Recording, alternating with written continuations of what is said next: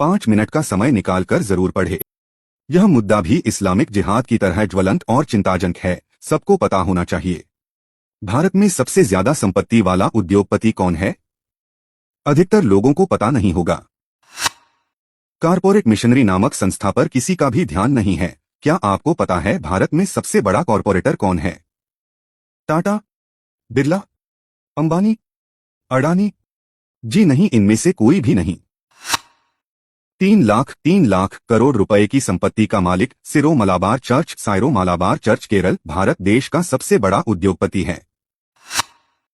इसका 11,000 से ज्यादा संस्थानों पर नियंत्रण है और इसकी बहुत सारी सहायक और ऑर्गेनाइजेशन है।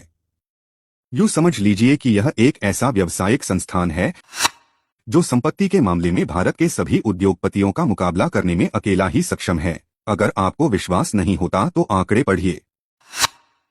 इसके अधीन है 1. 9,000 प्रीस्ट, 2. 37,000 नन, 3. 50 लाख से ज्यादा चर्च सदस्य, 4. 34 डायोसेस बिशप ईसाई मजहब के वरिष्ठ धर्मगुरु, 5. 3,763 चर्च, 6. 71 पादरी शिक्षा संस्थान, 7. 4,860 शिक्षा संस्थान, 8. 2,614 हॉस्पिटल और क्लिनिक, 9. 77 ईसाई शिक्षण संस्थान।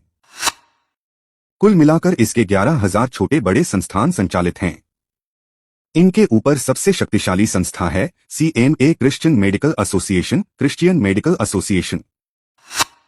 CMA के अंतर्गत ही देश भर में फैले हुए 1,514 वह बड़े संस्थान आते हैं जिनके तमाम स्कूल, कॉलेज, विश्वविद्यालय, हॉस्पिटल और अनाथालय हैं।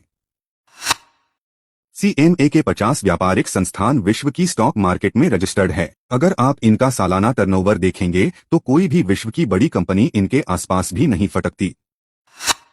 पूरे भारत देश में इस चर्च की पहुंच 50,000 गांवों तक हो चुकी है और विदेशों में भी इसके बहुत सारे सहयोगी संस्थान हैं। इस चर्च की सारी कार्यकारिणी के लोग मलेशिया के हैं और पूरी मैनेजमेंट टीम भी मलेशिया की ही है। सायरो मालाबार चर्च दुनिया के कैथोलिक ईसाईयत का सबसे शक्तिशाली विंग है और इसकी यह शक्ति इसकी संपत्ति की वजह से है। यह इनकम टैक्स नहीं देता क्योंकि यह अल्पसंख्यक संस्थान है। सरकार इसकी संपत्ति का ब्यौरा भी नहीं देख सकती, इसलिए इसका आज तक कभी भी ऑडिट भी नहीं हुआ है। इसी वजह से इसकी वास्तविक चल संपत्ति का आज तक देश के किसी भी विद्वान, बुद्धिमान, होशियार, जागरूक, ईमानदार और कर्तव्यनिष्ठ कहलवाने वाले नेताओं को भी पता नहीं था। लेकिन अब यह देश के गृहमंत्री मोटा भाई की नजरों में आ चुका है। अल्पसंख्यकों के नाम से धर्मांतरण का यह मकड़जाल भारत में खुलेआम चल रहा है। यहाँ पर आश्चर्य है कि हमारे देश का संविधान और नेता भी इसके सामने असहाय हैं। इसके पास जो जमीन है उसका कोई भी व्यवस्थित लेखा जोखा हमारी सरकार के पास नहीं है। अगर इनके खिलाफ कोई कोर्ट में जाता है तो यह एक साथ हजारों लाखों लोग खड़े हो जाते हैं जैसे कि रक्तबीज। इसकी सारी संपत्ति का 50% हिस्सा तो इसके कॉन्वेंट शिक्षण संस्थानों के पास है।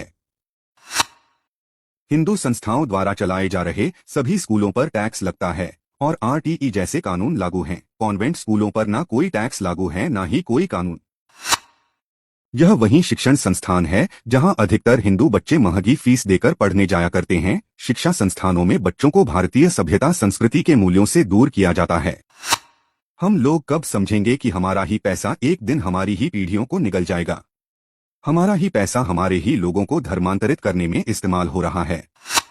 हमारे ही पैसे से हमारे ही सभ्यता संस्कृति के रक्षक साधुओं की हत्या हो रही है। हमारा ही पैसा नक्सलवाद और देश विरोधी कार्यों में इस्तेमाल हो रहा है।